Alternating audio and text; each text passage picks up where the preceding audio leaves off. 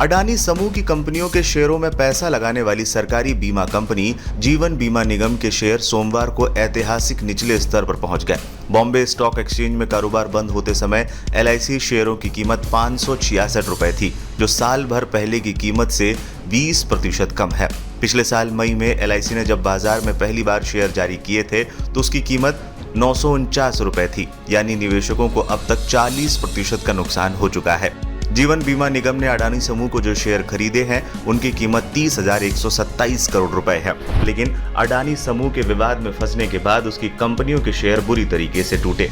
जीवन बीमा निगम की ओर से खरीदे अडानी शेयरों की कीमत उसके क्रय मूल्य से नीचे जा चुकी है, यानी LIC को करोड़ों रुपए का चूना लग चुका है। LIC ने इसके जवाब में कहा था कि 31 दिसंबर 2022 को उसके पास अडानी समूह के जो शेयर थे वो 35,917.31 करोड़ रुपए में खरीदे गए थे, जबकि उनकी कीमत 56,142 करोड़ रुपए थी, यानी उसे नुकसान नहीं हुआ है। लेकिन उसके बाद अडानी शेयरों की कीमतें और गिरी और अब LIC घाटे में है।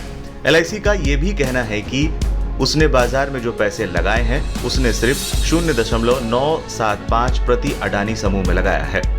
याद दिला दें कि अमेरिका स्थित हिंडनबर्ग रिसर्च ने एक रिपोर्ट प्रकाशित की थी जिसमें यह कहा गया था कि अडानी समूह की कंपनियों ने शेयर बाजार में घपला कर अपने शेयर की कीमतें अप्राकृतिक रूप से बढ़ा दी। उसका कहना था कि इसके अलावा अडानी समूह ने अकाउंटिंग में भी घपला किया था और दूसरी कई तरह की गड़बड़ियां की थी। इस रिपोर्ट के आने के बाद ही अडानी समूह की कंपनियों की कीमतें तेजी से गिरने लगी थी। दूसरी ओर अडानी समूह के शेयरों की कीमतों में सुधार हो रहा है। अडानी पोर्ट्स और अडानी स्पेशल इकोनॉमिक जोन के शेयरों की कीमतें सोमवार को ट्रेंड कर रही थी। अडानी पोर्ट्स की कीमत 605.90 रुपए तक चल रही थी।